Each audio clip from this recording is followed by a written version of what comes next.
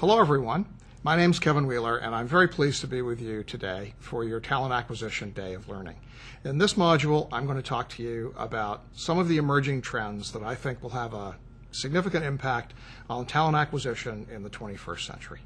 The first one is really an evolution to what I call personalization, and I'll talk to you a little bit more about what that means in a few moments. Generational differences, and I know that all of you have already felt the impact of the different generations in the workplace and have already taken some measures to deal with that, but hopefully we can talk a little bit more in depth about that.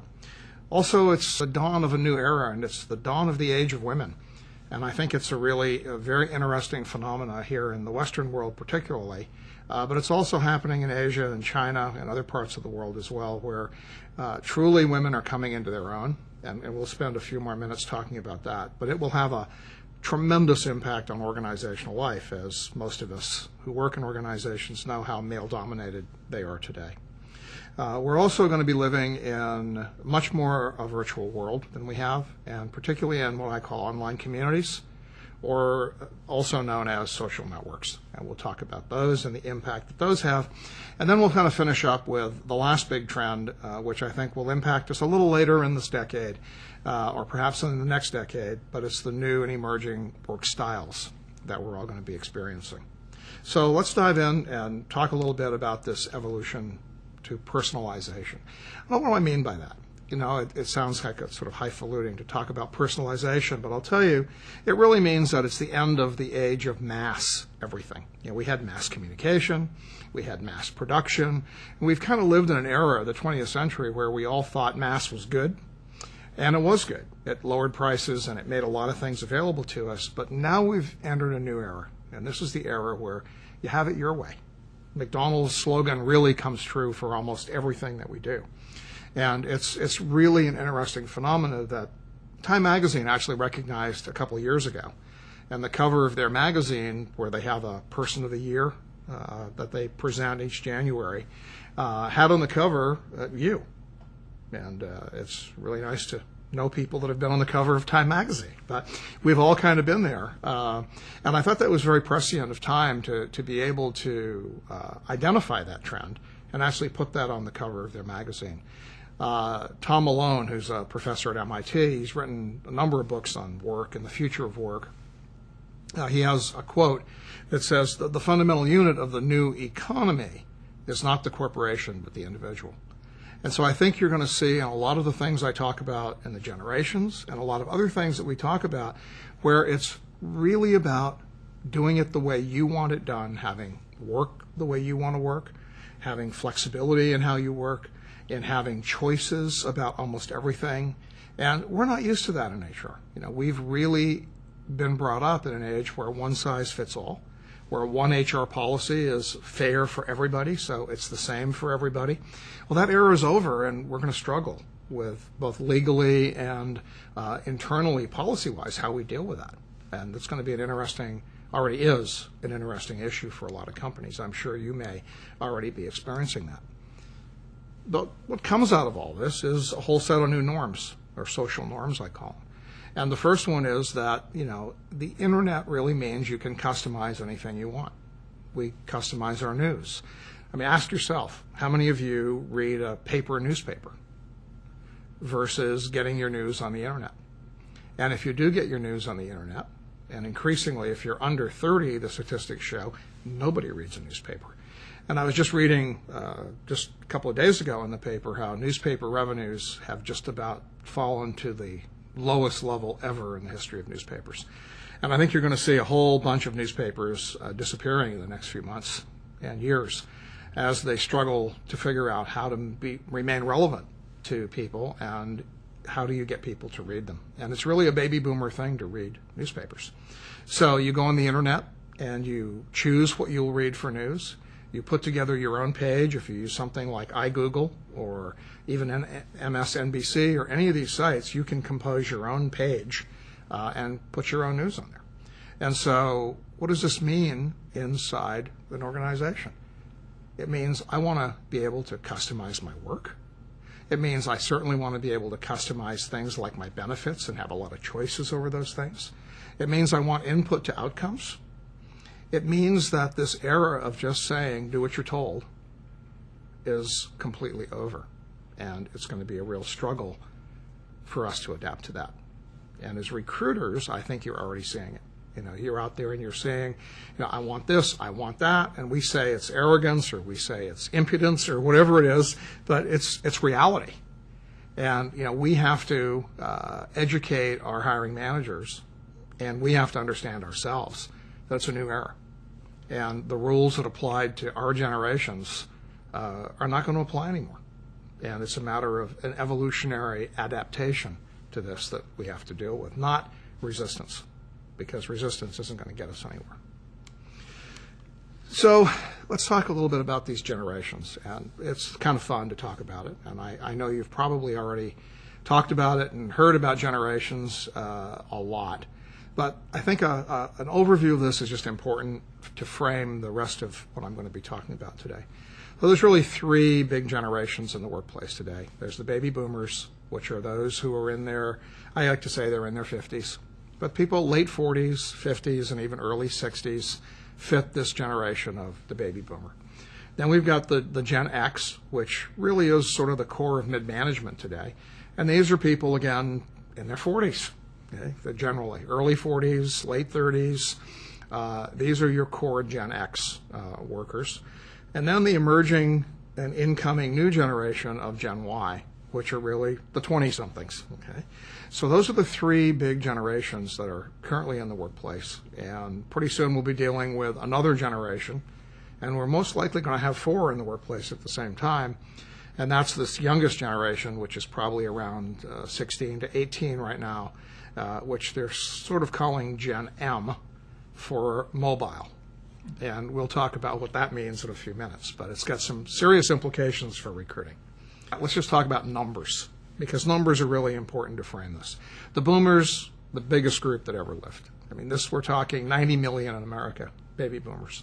Huge percentage of the workforce is a boomer, and if you look around the room right now, you're going to see a whole bunch of them, and every one of them that you see is probably in management or a leadership role.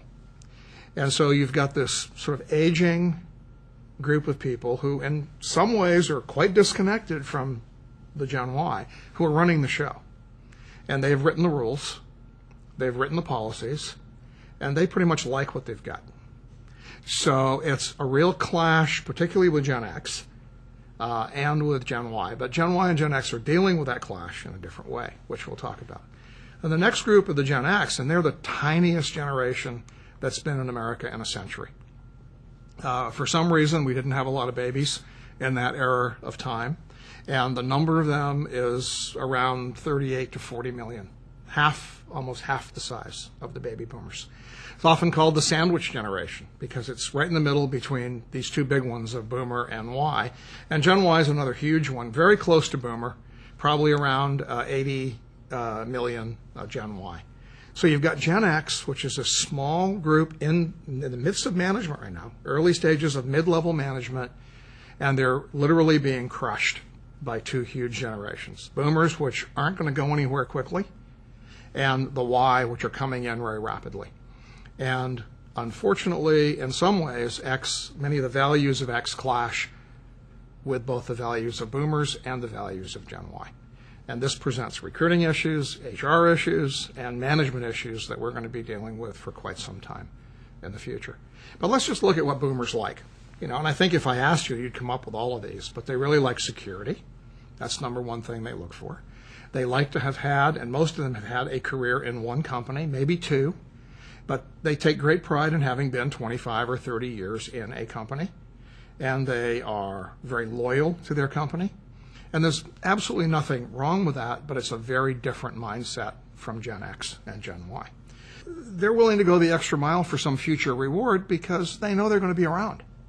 So if you come up to a boomer and you say, would you work Saturdays and Sundays? And by the way, I can't really pay you anything, but I'll take care of you down the road. A boomer typically would say, absolutely, yes, sir. Because he knows that down the road, that boss will remember their loyalty, and it will be factored into their promotion or their pay at some point. Doesn't work for Gen X, doesn't work for Gen Y. Okay? Focuses on hierarchy. A lot of boomers grew up in the post-World War II, somewhat military environment of America, and it was really a matter of, you're the boss, so I don't agree with you, but yes, sir, I'll do it because you're the boss. Again, those days are leaving us. And they judge success. That's a big one. They judge success by how much time you spend. So if you look at the vocabulary of human resources, if you look at the vocabulary of success, it's about he works hard, he's here all the time, he comes early, he goes home late, he's always at the office. These are things we take great pride in. And we judge a person in their performance appraisal often by how hard they work. And by hard, we mean how much time they put in. Okay? Now, a Gen Y doesn't get this at all, because for them it's about what you did, not how long you did it. In fact, if it took you a long time to do it, you're probably not very competent. So it's a very different mindset that we'll explore here in a few moments. So remember what each of these generations values as a measure of success. So for boomers, it's time. One of the things to remember about boomers, what I call my certainties, is they're going to be in the workplace for quite a while. Yet they're not going to be leaving. The hope, I think, or dream of many Gen X's were that they were all going to be retiring in the next couple of years. That's not happening. For economic reasons, for the reasons that they're physically and mentally very healthy and happy at what they're doing, for the fact that they're loyal to their company, and they just see no reason to hang it up at this point. They're going to find ways to stay within the organization. And on the organization side, they want boomers to stay because they need that intellectual capital. They need the experience and knowledge that these people bring to the equation. A lot of the Gen Y and Gen X just don't have that depth of experience or knowledge, and therefore using boomers to educate and coach these people is really a plus. But they're going to want a different set of rules themselves in the workplace. They're going to want a lot more flexibility in how they work. They're 65, they're 70, they maybe want to work 10 or 15 hours a week or 20 hours a week. So there's going to be a need for a lot more flexibility and a lot of changes in the workplace if we're going to keep the boomers engaged successfully over the next decade. And we need them because we just don't have enough talented people in the other generations. Talk a little bit about Gen X. This is a very difficult generation for many reasons. They're often called the cynics and the critics.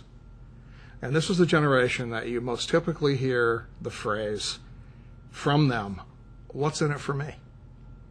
Why should I do this? What am I going to get out of this? If I were to work here for Saturday and Sunday for no pay, what am I going to get? And they don't mean 10 years from now. They mean on Monday. Okay? So what am I going to get if I put in this time? They don't want the 5-year stock option or the 10-year stock option. They want the cash bonus. And they'd like it paid quarterly if you don't mind, because heck, I might not be here at the end of the next quarter. All right? So it's a kind of a mindset derived justly from the way they saw some of their parents treated in the 80s, how they were laid off or lost jobs when they had been very loyal to the company. There's a whole generation around the world that's very cynical because partly the changing nature of organizations and the changing economies of the world led people to feel uncertain and insecure. And these are behaviors that you use to cope with insecurity. And so they're very loyal to a company as long as you pay them, but they'll leave for a nickel. They're not going to stay because the work's good or I like my boss, which a boomer would. They'll stay because you pay me, or you give me a good bonus, or something like that. They have a strong work ethic, but the family is really much more important to them. So it's interesting because the only generation, in my opinion, that really cares a great deal about work-life balance is Gen X. The boomers never had it anyways, never thought about it. The boss said work, and you coped, right? You didn't worry about a balance. And Gen Y, as you'll see in a minute, they don't care about it either.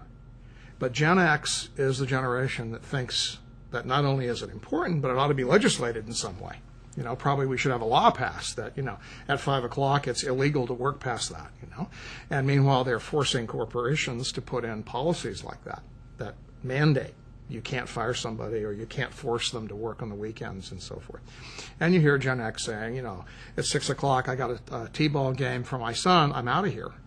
And that's okay in their mind. Where the boomer is going, I don't know. They don't put in enough time. They don't work hard enough. All right? Well, the boomer is shaking their head over the time issue. And yet this generation is saying, we need this time for our family. So they're very loyal to their family, and they're loyal to money, and they judge success by money. Not so much title or power or time. They judge it by how much you earn. And they ask their friends, who earns the more money of us? And whoever earns the most money is therefore a higher status person than that who doesn't earn the money. So the toys they buy, the cars and those things, they buy not for the status, which boomers did. They buy this to show their wealth, to show that they've got the money and that they're paid well at their company. So it's a very different kind of judgment about that. The certainty for this generation is they're going to be around for a long time. They are the core of current management. They're going to ultimately move into more senior level management positions. And they're going to take the cynicism with them, which will have a very difficult impact, a very negative impact on Gen Y. And we'll talk about what Gen Y is doing with this.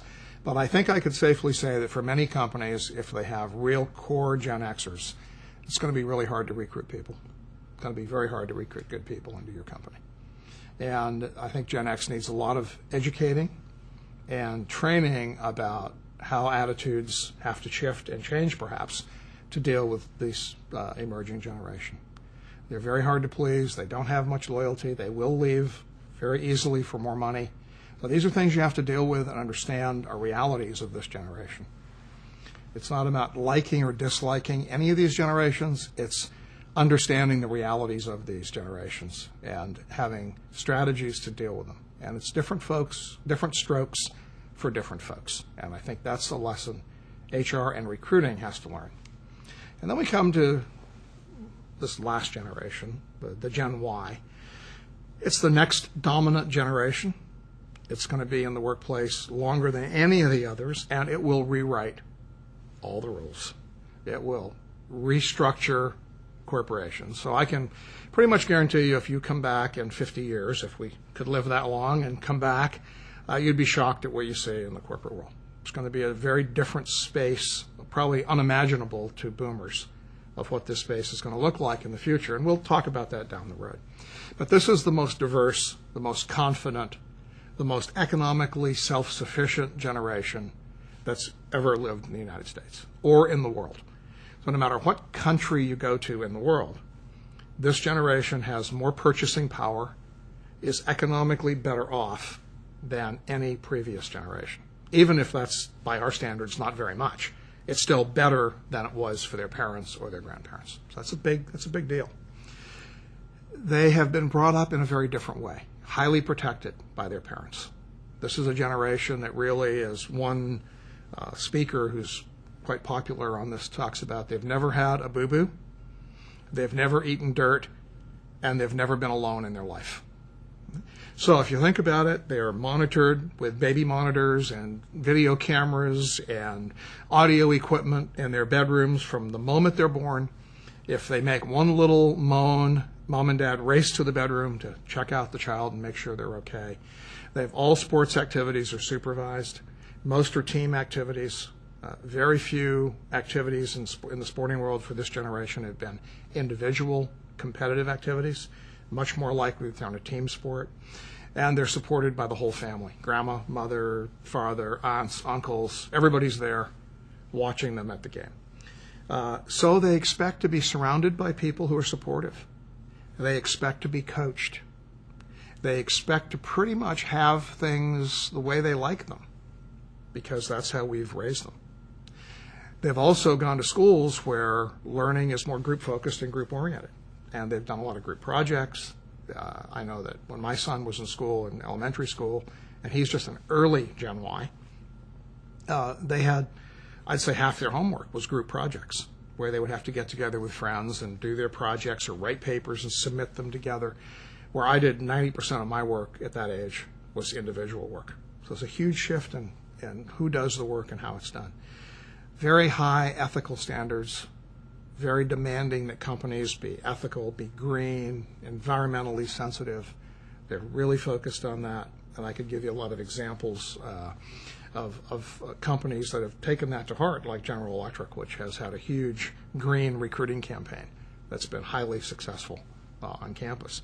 So, taking an issue for these people and using that in recruiting is clearly something that's of great value.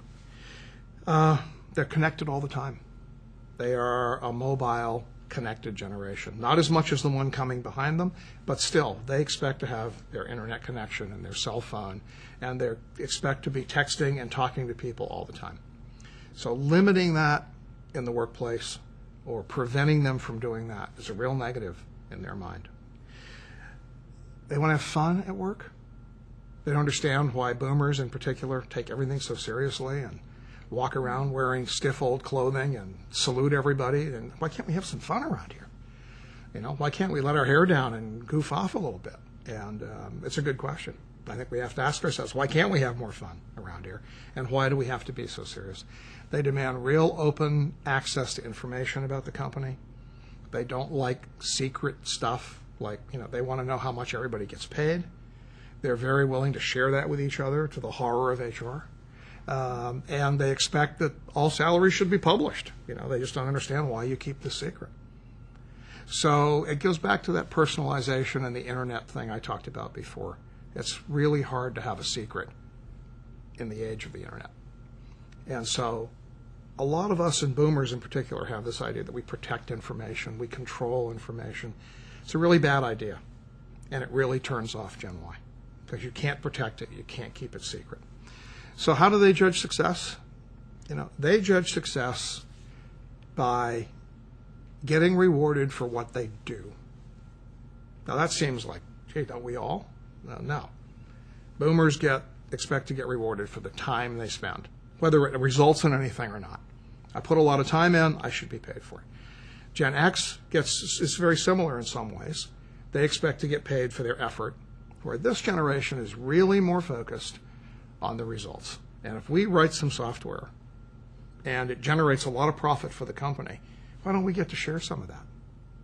And how come those guys at the top make 21 million and I make 21,000 when I wrote the code? It's going to be harder and harder to defend those disparities over time. But they're very loyal if you keep them engaged, if you keep them excited, and you give them projects to work on that they like. They will stay with you as long as they have opportunities. I use the word opportunity, not career path. As long as they have opportunities to move around, do different things, be involved in engaging work, they'll stay with you for 30 years. So it's not about money for this generation. Money is not a big motivator. It's important to everybody, but it's more of a hygiene factor for this generation than it is a motivator. They're motivated by exciting work, challenging stuff to do. That's why Google can keep good people, because, hey, go work on this cool project. Go work on this great new activity like design Google Earth or whatever it is. And you get a bunch of people engaged in that. They're really excited. They go for it. And they're not going to leave until it's done. But as soon as it's done, they're going to want another opportunity. So it's keeping the opportunities coming. That's the challenge for this generation. They want to work for themselves. And, I teach at San Francisco State University. One of my management classes a year or so ago, it was 100 student, roughly a little over 100 students in this lecture class. And it was a basic management class, and I asked them, how many of you want to work for a company? And it was, quite honestly, more a rhetorical question. But they started discussing it. And so we ended up taking a formal vote of how many of them, their goal upon graduation was to get a job working for some company outside, a typical for-profit company. And how many do you think said that was their goal out of 103 or 4 students? 11. 11 students said that was their primary goal. So, I think that's pretty amazing and very shocking. And if you're a corporate recruiter, you say, whoa, what's going on here? It's not necessarily easy pickings for these guys. Now, granted, certain professions, certain majors, certain kinds of people are always going to be attracted to the corporate world. but an ethos, a kind of a feeling out there amongst these young people is, I'd much rather work for myself. I would much rather have my own business. I would much rather figure out some way to maybe partner with 3 of my friends and start a small shop or small software company. And you ask even the ones working for you, and I bet you if you did an honest poll, got an honest answer from them, I bet half your employees under 25 are doing something on the side for money, maybe on the internet, e-commerce, maybe selling something, maybe doing something on eBay, maybe writing code for friends on the weekends. But I'll bet you half your employees have something on the side that they hope will someday reach the point where they can leave your company and go work somewhere else. And I think this is the challenge for most companies. They don't get that. They don't understand that. And I think these young people are very willing to pay for their own health care and figure out ways to pool their resources so they can have that freedom. That's very important to them to do. So they're going to start their own business, and corporate life doesn't look very attractive. It really doesn't look very attractive to these young people. So let's just close out this section talking a little bit about college recruiting. It's one of my pet subjects. And I think, we've really got to realize we're in a new era of college recruiting. Key characteristics: virtual, internet-based. Okay? It's not about, as much as it used to be, pressing the flesh on campus or meeting your key professors. They still, to some degree, have influence over the students. There's certainly some value in going to campus. I'm not saying it's not. It's just much less important than it used to be. And you better have an internet-based strategy in place, and you better be doing something with technology if you're going to really continue to attract the very best students on these campuses. I think it's focused on giving them personalized information. So I don't really know what your college career site looks like, but if it looks like most of them, they're pretty bad. And I'll talk to you in a minute about what I think they ought to look like and why it's bad. But basically, I bet it's about a lot of you telling them what you want them to know about you. And good, that's okay. That's great for boomers. It's not bad for X. It's absolutely not what Y wants. Y wants to be able to ask you what they want to know. They want to be able to get what they want to get for information from you. They want to have ways to search or tap into what they want to know, not have this set box of information that you've decided they ought to know. So they want to have access to maybe your press releases, your archives, your history, whatever is available. They want to be able to go in there and explore that on their own and put together their own information session about your company, not the one you decided they should have. Very different kind of a mindset. Key to success is earlier involvement with them. Not junior or senior year in college, but freshman year in college. Even high school is where you ought to be starting to attract them to your organization and what you're doing. So you ought to be moving your whole recruiting process back. In fact, ideally, I'd say it's a 25-year recruiting cycle. You start in kindergarten and you keep going right up through grad school. All right? And I could even show you a chart here of how I think you could do interventions all the way through that process that would reap great results when you get them at the finish of college.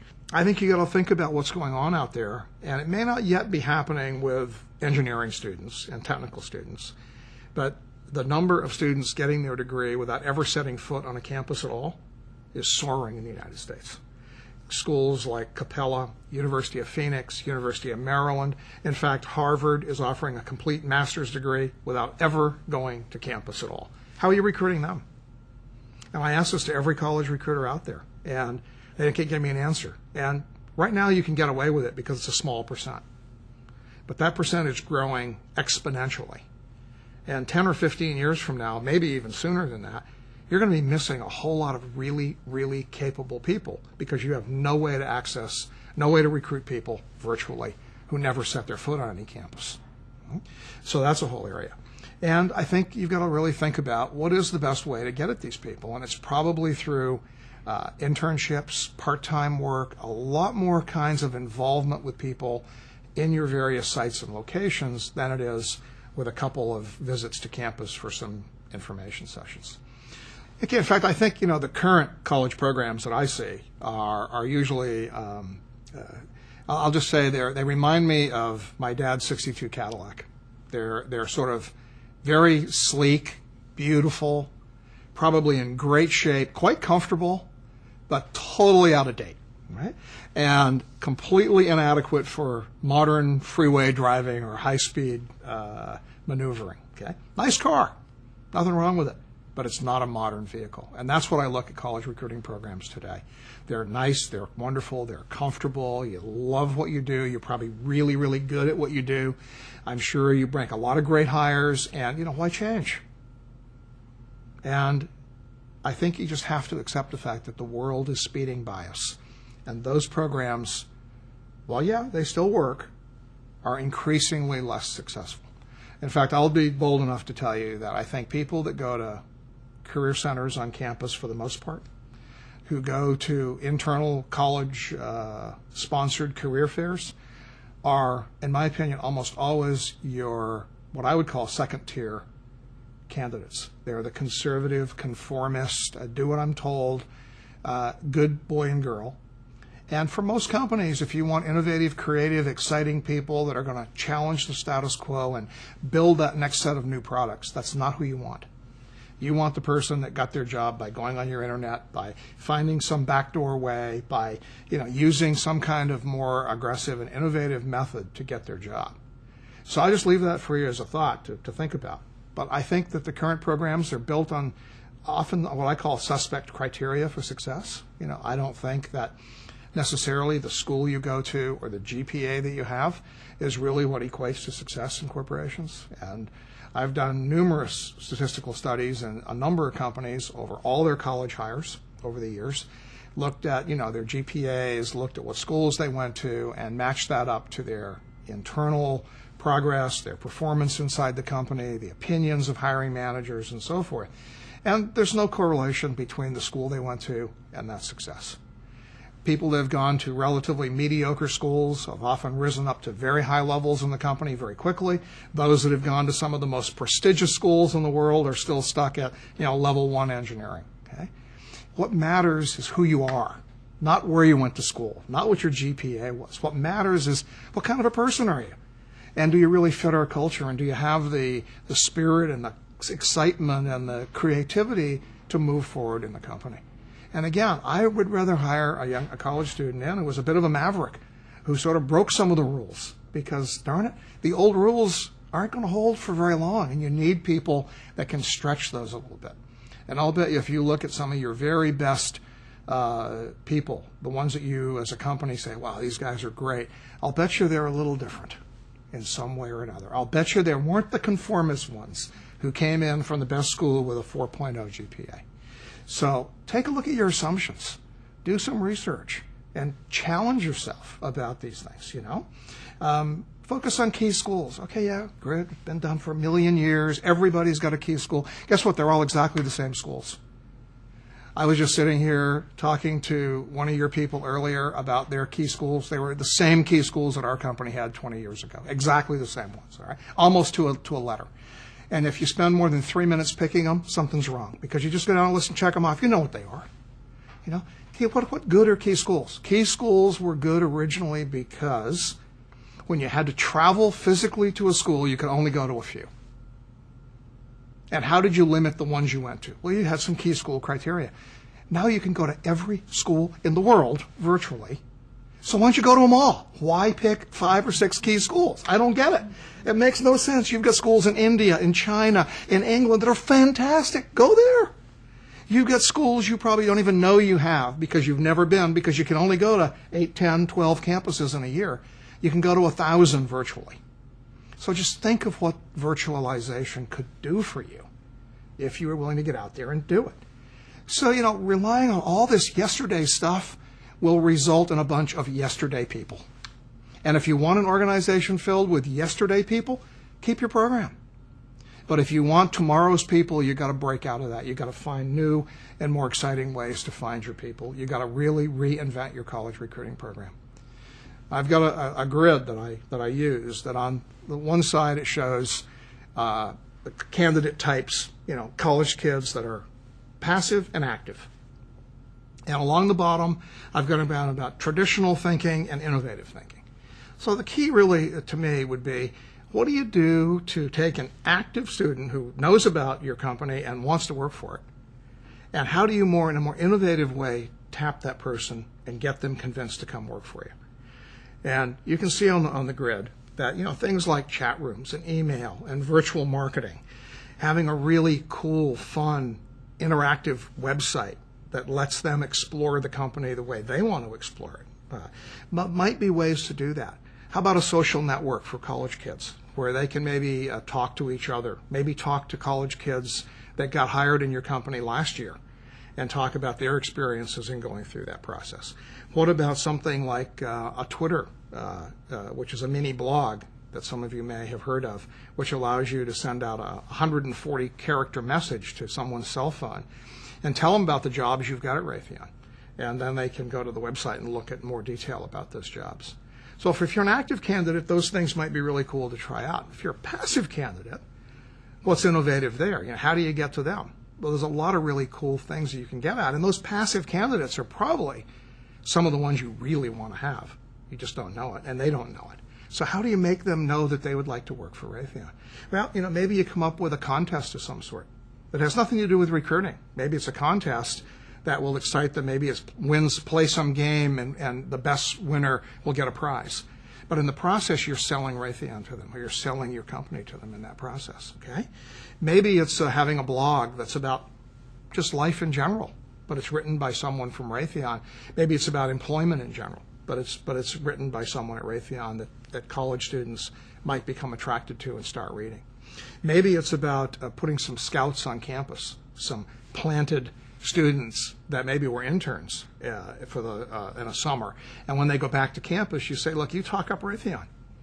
And for everybody that you get interested in us, we'll give you a certain amount of money, if they interview. Nothing wrong with it. A lot of companies are doing that.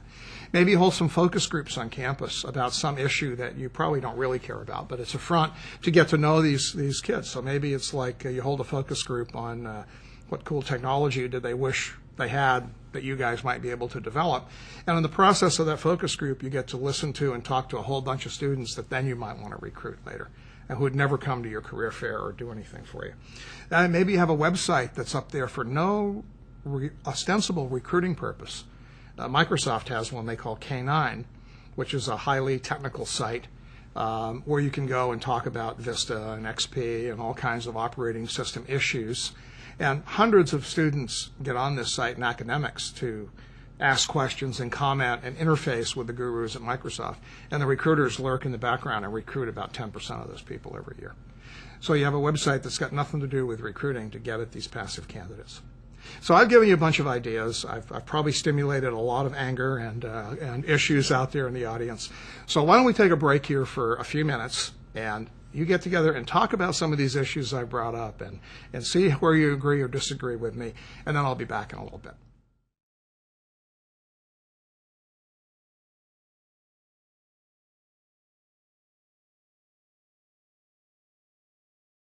Okay, everyone, welcome back. I hope you had a good conversation about the first part of this presentation. So let's dive into the second part, which is here we're going to talk about the age of women. And I mentioned at the beginning of the presentation that this is a trend that I think is globally occurring trend that's going to fundamentally change lots of stuff in the corporate world. But, if we look at this issue of The Economist magazine back in the year 2006, they had some really interesting quotes, and they were saying that, forget China, India, and the internet. Economic growth is driven by women. And if you read the article and get some depth behind that, they're talking about the fact that in almost all the developing world, the economic strength of those countries is coming from the efforts of women through microloans, developing their own businesses, through various other kinds of entrepreneurial activities, whether it's selling vegetables or growing crops to sell or whatever. They are providing the economic backdrop to prosperity in these countries, which is a really interesting phenomena. It's not the men, it's the women who are doing that. Also, if we move into education and think about this, a pretty surprising statistic is that about 60%, maybe as much as 2/3 of all the college degrees in the U.S. are going to go to women. And when you think about that from a technology company's perspective, you've got some real issues here. Most women don't study engineering. Most women don't study math or science. And so we're getting 2/3 of the college population are women who are studying things like psychology and English and history and lots of things that are very useful and very interesting topics, but they're not the things that your company is focused on recruiting people for. So what are we going to do about that? I don't have an answer, but I think it's a challenge for you to think about as to what do you do to influence women to enter these fields, to perhaps provide more incentives or programs for women that make engineering a more attractive field, maybe to find out why they're not going into these fields, and I'm sure there are some male reasons that many of them are not going into these fields. So really, I think it's up to corporations that have a stake in this to begin to do a little investigating and figuring out, and not say, oh, there's plenty this year of men that we can hire, because maybe that's true this year, but what about 5 years down the road from now, if this figure holds true, which it looks like it will. Also, women are some of the most attracted to self-employment. About 30% of all women right now are self-employed, and you ask why? It's real simple. Why go to work in a male-dominated industry when I can start my own business and be independent? So you've got challenges here to overcome if you're going to get women into your workplace, that you need to really think about how you might do that. You've also got about 68 million working. There's more women working today in America than men.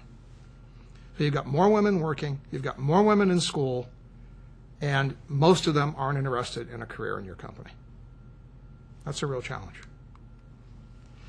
Talk about online communities as well, and this whole movement to virtual worlds. And the graph here shows MySpace and Facebook, and how they both have been phenomena that have just sort of taken off in the last year or two. And I'm sure if you ask for a show of hands in the room here, how many of you have either a MySpace, a Facebook, or a LinkedIn account, virtually every hand in this room is going to go up. And you kind of ask, why do you have an account? What's it do for you? And how do you leverage this for recruiting? And we could spend another whole day on that topic, having some really good conversation and discussion about it. But the bottom line is people are finding that it's back to my comments earlier about personalization. This is a way to get an experience, a virtual experience, the way you want it. Not the way AOL delivers it to you or MSNBC delivers it to you. But here I can build my own network of friends. I can get my own feeds of information. I can have RSS feeds from different sources come in here. This is a personal place for me to hang out. This is like my own cafe or my own restaurant where I can go and meet the people I want to meet, talk to the people I want to talk to. I can reward you with virtual beers and writing on your wall and doing all kinds of stuff to make you feel good. So this is a space that makes people feel connected. It's about community. It's about networking. It's about socializing. And it's a place where recruiters have to be tapping into to get at people that are really going to help them and understand them. And if we look at the phenomena that's happened, we've really moved from a Web 1 world to a Web 2 world and soon to a Web 3 world. And most of us haven't even figured out what Web 1 is yet. But Web 1 is your traditional internet that you and I, for the most part, would say is what we see in a web browser. It's static content. It's a brochure or magazine online, basically, that you look at and read. There's no way for you to input anything. There's no interactivity. There's generally very little in the way of audio-visual material. There might be a picture or two, but it's minimal. It's basically a text-based medium. And that's, quite honestly, it's probably 80% of what's out there on the internet today. So it's about read. It's about think. If you think it's read, page, static, not changing. It's the web that you and I know. Web 2.0, which has emerged in the last couple of years, is a very dynamic media. It's a very different space of interactivity. It's about write. It's about blog. It's about chat. It's about YouTube. It's about post your own material, share with your friends, with Flickr, with whatever it is that you're using. This is a very interactive media. This is where I can get involved. This is social networking. This is where I can get in there and talk to people and comment, and I can get on Skype and call you up on voice over IP. It's another world. And yet if I go back and look at your career site, I already looked at it. It's Web 1.0, okay? On steroids, right? You're already 2 years out of date, maybe 3. How are you going to move into this Web 2.0 world when Web 3 is coming, which is really things like Second Life, simulations, online virtual worlds, which is the Web 3.0 world? We're not even at Web 2.0 yet. Web 2.0 really, it's a tip of an iceberg, online communities. What's beyond that are things like blogs, which I think you all are familiar with, wikis, which is our online virtual collaboration spaces. Basically, it's like having a whiteboard online, and you can all write and comment on a certain document virtually. Chat, voice over IP, email, things like I mentioned earlier, Twitter. These are all the tools of Web 2.0. These are the interactive tools. All of these, to some degree, should be part of your career site and should be part of the way you communicate, especially with your college students. Today, most career sites are this Web.1. They're really about mass communication. One message for everybody. I tell you what I think you want to know. One-way communication, very text-heavy. And as I've said, Web 2.0 is about selling. It's about interactivity. It's about exploring. It's about letting you decide what you want to know about Raytheon, not the other way around. If you look at this website I've got up here, it's from KPMG, and KPMG has probably got one of the better Web 2.0 based career sites. And if you look at it, they've got video, they have a virtual job fair going on, they've got all sorts of interactivity and moving images and graphics throughout the website. I encourage you to take a look at it. It's maybe not the best that could be, but a very excellent application of Web 2.0 technology. So in summary about career sites and Web 2.0, it's really, I call it I-cubed, and it's really about being interactive, immediate, and intelligent. It's got to be interactive and let you have a lot of involvement. It's got to be intelligent in the sense that it doesn't demean you or think that you don't know anything. It lets you be in control, let you decide what you need to know, and it needs to be immediate. Give you information right now. Give you decisions right now. Give you answers to questions right now, not in some delayed down the road fashion. So the emergent social norms around the whole Web 2.0 thing is the emergence of social communities, social networks. That's why I urged you earlier to think about having some sort of maybe a social network for your college students or for other candidates. It's about opening up things to people. It's about sharing and openness and authenticity. No secrets is sort of the hallmark of this era. And I don't mean that you give out defense secrets, but I mean you don't try to keep HR stuff secret. You don't try to hide the criteria for how people get recruited or why you hire one person over another. You share that information with everybody. You bring that out and make it a very transparent process. And work itself is changing tremendously, as I mentioned earlier in this presentation. And I think the watchwords around work, there's a bunch of adjectives that I use. One is flexibility. Second one is customization. The third is personalization, and the fourth one is results focused. So these are kind of the four things people are looking for. Certainly a young college student. They're looking for flexible work in terms of time, maybe when and how and where they work. They say, why can't I work from Boston even though I'm going to be assigned to the Dallas plant? Okay? Why can't I work virtually?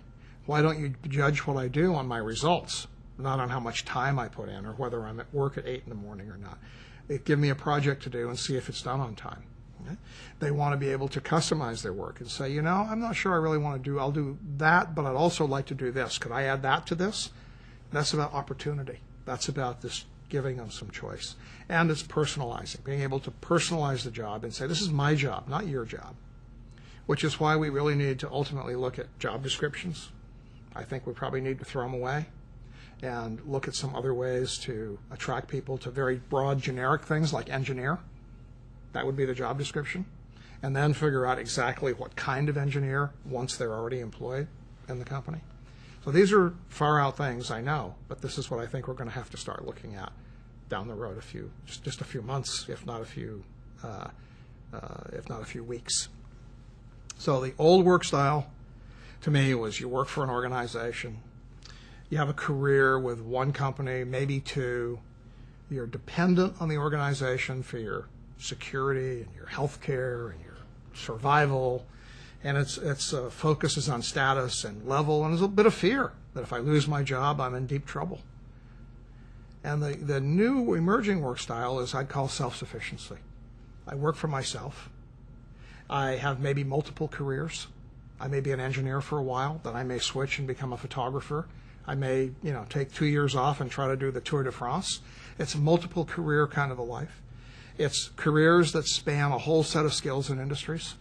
So I may start out in, the defense industry. I may end up in the healthcare industry. It's about I'm dependent on myself and my community of practice, meaning people who are like me, for my education, my sustenance, for my social activities, not the corporation. And the focus is on, am I satisfied with what I'm doing? Not about, am I making a whole lot of money? I hate it, but I'm making a lot of money.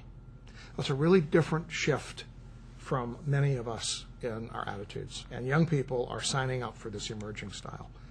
So I think there's 3 models that are emerging. I call them style A, B, and C, for lack of a better term. But style A is, kind of the evolutionary model that some companies are adopting, which is giving you some flexibility in when and where you work, where the physical workspace is still pretty important and you're expected to be there most of the time, but maybe you can have a day or 2 off here and there and work from home. Lots of technology to enable you to work remotely, like the internet and mobile phones and so forth. Telecommuting, probably common, might even be expected in some companies. But the worker's still very dependent on the organization for everything. So that's the model that kind of is emerging as sort of the current model of companies that are trying to be flexible and move into the future. I think the next model, which is becoming more and more common, is kind of the Hollywood model in some ways. It's kind of like you work when and where you want, you decide. You're selling your skills and your brand as to who you are to an organization. You may be a contractor, you may be a part-time employee, you may work on a variety of different kinds of legal engagement with the company. Physical contact might be important, but it doesn't have to be. Depends on the work you're doing and what you're doing. But you're still, more or less, you're dependent on the organization to hire you in some capacity and provide you with the kinds of money and so forth that you need to survive.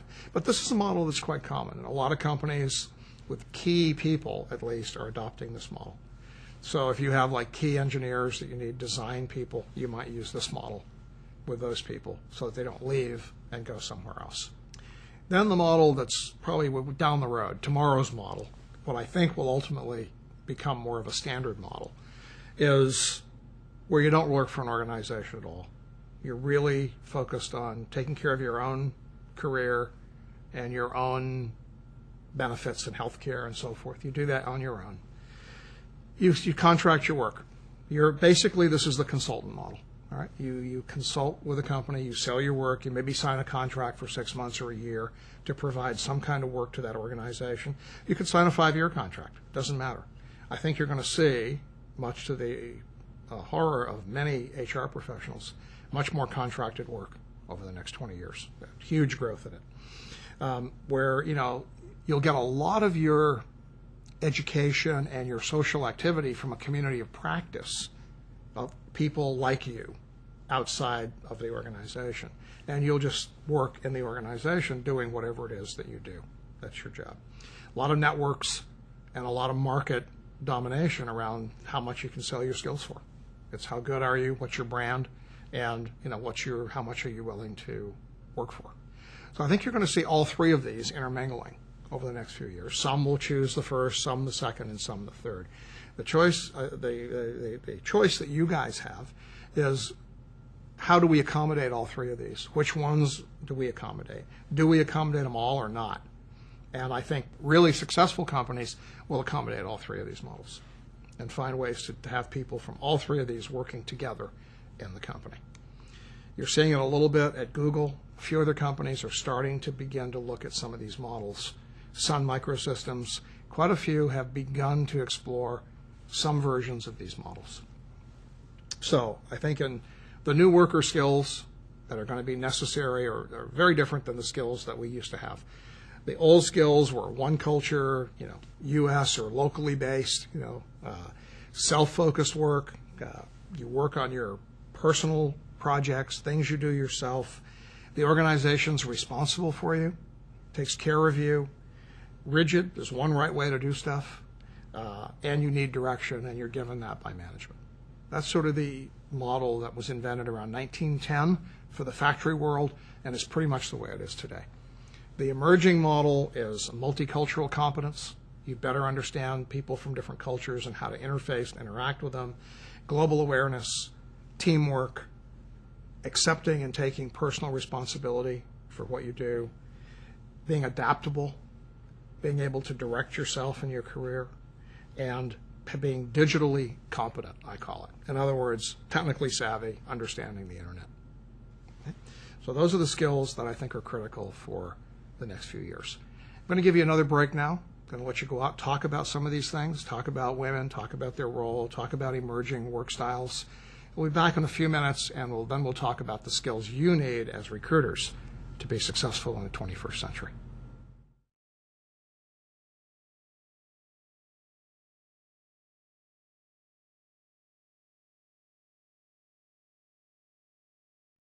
Okay, welcome back. I hope you had a good conversation about women and about emerging work styles. So let's take a look at the recruiter's role into the 21st century and the kind of skills that I think you're going to need to be successful if you plan to stay in the talent acquisition world for any length of time. So starting out, I think the first thing that you have to have as a recruiter, which maybe wasn't as critical for most of the 20th century as it is today, and that's you've got to really deeply understand the business that your company is in. You have to understand it from every aspect, from the financial aspect, from the demographics, from changing workplace, from HR policy. You've got to understand everything about your business, maybe more than any other employee in the company. I think it's challenging for contract recruiters to come in because it's often hard for them to have that depth of market savvy that you really need to have, I think, to be a good recruiter at selling and influencing and closing candidates on the company. But the more you know about the business side of your organization, the better you're going to be as a recruiter. So it's my number one skill for you to have. Number two skill is influencing skills. And, I think any recruiter has to have influencing skills. You couldn't be a recruiter if you didn't have those skills. But it's really about taking what might have been a few years ago a transaction. Of course I want to work for Raytheon. Where do I sign up? Right over here, fill out this form. From that transactional thing into somebody walking up to you and saying, why should I work here? What have you got to offer me? What differentiates you guys from 6 other companies that do something very similar or want my skills? And you're going to have to be able, using your market knowledge and what you know about the company and the industry, you're going to have to influence and sell these people. So I call this skill raising a transaction to a knowledge exchange and a conversation. How can you engage that person in a real conversation about the company and how it's different from some other company? I guess maybe another way to put it is, do you really understand the employee value proposition? And maybe even more specifically, the specific value proposition for that career or that occupational choice that candidate is thinking about making. Because if you can't explain to them why they should take you over somebody else, you're probably going to lose them. And you're certainly going to lose them if that other recruiter does this better than you do. So if you're good at this, you're probably halfway to success. Then the next skill is maybe similar to influencing skills, but it's a little more tactical. It's really about sales skills. Can you sell? And a lot of recruiters don't like to be called salespeople, but that's what you are. You're a salesperson. Increasingly so in a market when candidates have choices of jobs. And if we look back to what I said about more women, fewer people studying engineering and technology, clearly getting top-notch engineering talent into your organization is going to become an increasing challenge. So you're going to have to be increasingly good at selling them on why they ought to work at your company. you've got to understand what possible objections are candidates going to have, and how do you overcome those. You're going to really have to understand the complete sales process, and I recommend that everyone in recruiting take a course in sales. Just like you were going to go out and sell defense systems or some other aspect, take the same courses, because those skills are universal skills. And how do you overcome objections? How do you really find value? How do you ask the right questions so you understand what motivates the candidate, and then be sure that you answer that motivation with concrete examples that you can give them. An old recruiter I used to work with, he always said, it's just remember ABC. And I said, ABC? And he says, always be closing. Always be closing your candidate all the time. And the way you close a candidate is you ask them questions. So if I were to do this, then you would say yes, right? And find out if they say, well, I'm not sure. Well, then what if we did this and this? Would that get you to say yes? And try to probe that over and over and over until you get to the point where the candidate has no more objections, and you've put on the table some kind of an offer that that candidate cannot say no to. That's closing. That's good closing. If you watch a really good salesperson, they're doing that all the time. Maybe not as overtly as I just did it, but in a subtle way, they're closing you all the time by asking you what it would take to get you to say yes.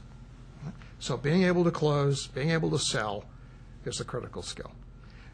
And then the last skill is what I call technology advocacy.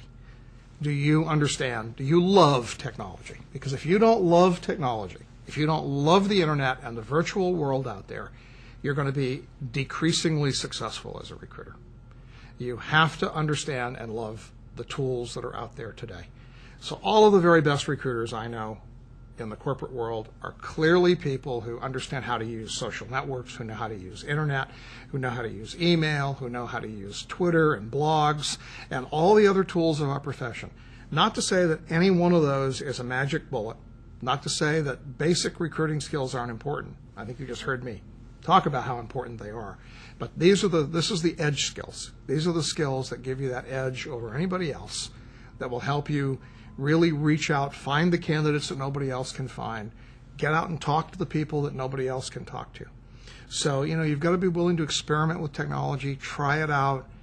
The thing that I always get disappointed about is when I mention a tool, let's say, like an application like Twitter, is when the first response is, oh, I don't understand how that could be useful. Or, I don't think anything about that. To me, that's absolutely the wrong response. It should be, Twitter, whoa, tell me more. Or let me see, maybe we could, I don't know if I could use it or not, but let me try this or that. That's what I think you need to look at. So whenever an application comes along, your first attitude should be, I'll give it a shot, I'll take a look at it. Not just to reject it because it's new, or you haven't figured it out, or nobody else has jumped on the bandwagon yet. That's the real mark of a good recruiter. And then the very last one is understand the value that you bring to the table. Be able to statistically model what you do. Answer your assumptions with facts and numbers. So when somebody says to you, why do you recruit at this particular place? Or why do you go to key schools? Or why do you do this? Give me the facts. I want the numbers. I want you to tell me statistically and objectively why those work for you and why something else isn't better. I don't want an answer, it's because we've always done it that way, or it works great, or the hiring managers like it, or whatever else it is. That's not an acceptable answer. So I think you've got to statistically model what you do. You've got to have a few good metrics. And I think really good recruiters are always challenging their basic assumptions and saying, I got to justify this assumption. We assume this. Let's see if that's true. We assume that everyone wants to work for us. We assume that students who major in this or that are good candidates for us here. Maybe that's not true. Maybe some other candidates are better. Maybe some other source would be a better source. But if you don't experiment, if you don't try it, and if you don't have metrics to measure your success, it's really, really hard to make progress in a forward way. No company, nothing can exist without measuring it. And pretty much you get what you measure. And so measuring recruiting success is a critical skill for all of us to have. So to sum this up, a master recruiter, a world-class recruiter, You've got to become a master at identifying and sourcing and tapping into a wide variety of diverse talent. That's the first thing you've got to be able to do. How many people can you tap into? How big is your network? How deep is your network? How quickly can you tap into and find somebody? I used to say one of the metrics that I really love to use for a recruiter is how long does it take you to present a qualified candidate to a hiring manager? And the ideal for that, the unachievable ideal, is 0 time. So when a hiring manager says, I need this particular set of skills, you say, here you go, here's 2 people. If you could ever do that, you would be the world's best recruiter. And the shorter that time period is, the better off you are. And then even better is if that candidate would say yes because of your selling skills. You've got to understand the power of competitive intelligence, understanding the market, understanding who your competition is, who else is recruiting that same person, and what are they saying to that person, and what's their value proposition, and why is yours better. And if you don't know what those competitors are saying, you need to go out and figure out what they are saying. You've got to have talent pools, communities of people that you've built relationships with. And that comes about through your social networks, using tools like Facebook and Ning, and building a whole collection of people that know you and that you know, at least in some virtual way, that you can tap into quickly. You've got to have an image and a brand for your organization clearly from a recruiting perspective, and ideally for you yourself. What's your brand? And why are you a better recruiter than somebody else? You've got to market and sell your organization, the jobs you have. You've got to be a master at that.